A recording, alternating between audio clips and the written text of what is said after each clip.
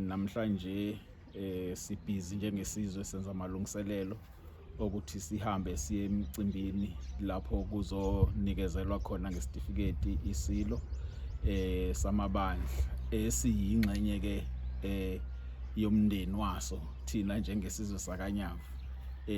Umcimbi obaluleke kakhulu lo oyokwenziwa wenzelwa iSilo. Ngakho njengesizwe sakhaNyavu sizibone sazizwa sibaluleke kakhulu ukuthi sibe ingxenye yokuhlelela ukuthi sibe kuloya mcimbi. Isizwe siyaphuma sonke ngobuningi baso and siyimisele kakhulu ngokuthi sibe ingxenye yaloya mcimbi, ikakhulukazi nala kufanele isizwe siphinde silungiselele ukugcotshwa kabusha kwenkosi yesizwe sawo okuyimi, ngoba baphezulu kwamalungiselelo ukuthi nami bangilungiselele lo mcimbi ofanayo la kufanele nami ngibuyiselwe esihlalweni njengenkosi yesizwe sabo.